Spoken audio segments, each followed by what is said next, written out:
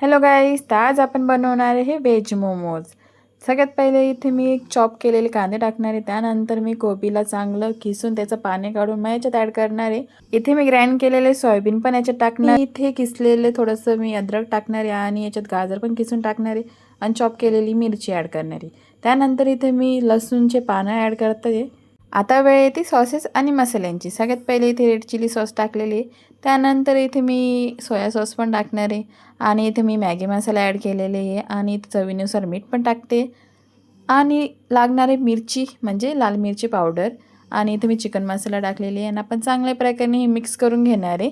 इथे चांगल्या प्रकारे मिक्स झाल्यानंतर आपली टफिंग तयार झालेली आहे। आता इथे मी मैद्याचा डो घेतलेले, त्यामध्ये आपण पुरीची साईज एवढी आपण ही लाटून घेणार आहे। त्यानंतर आपली ही टफिंग याच्यात ॲड करणार आहे आणि इथे मी आता मोमोची शेप देणार आहे। तुम्ही जे पण आकार देऊ शकतात तुम्हाला जसं वाटेल तसं। इथे मी मोमोजचा आकार देऊन टाकलेले आहे।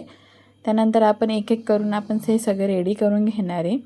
त्यानंतर रेडी झाल्यानंतर मी इडलीचं भांडं घेतलेले आहे, त्यावर मी पाणी टाकून आता ही माझी जी मोमोज तयार केली मी त्याच्यावर ठेवणार आहे आणि मस्त प्रकारे 20 मिनिटासाठी आपण त्याला स्टीम करून देणार आहे।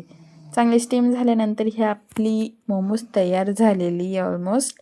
तर आपण याला मस्त बटर लावून याला काढून घेणार आहे बाहेर। तर कशी वाटली आजची रेसिपी नक्की मला कमेंटमध्ये सांगा आणि लाईक आणि शेअर करायला विसरू नका।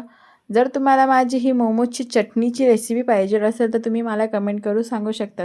अशाच माझ्या नवीन नवीन रेसिपी बघण्यासाठी तुम्ही मला इंस्टावर फॉलो किंवा यूट्यूबवर सबस्क्राईब करू शकतात। तर आजसाठी एवढंच गाईस, बाय बाय। एन्जॉय करा हे ज्युशी मोमोज जे की व्हेज आहे। तुम्हाला जर नॉन व्हेज रेसिपी पाहिजे असेल तर नेक्स्ट व्हिडिओ आपण करू।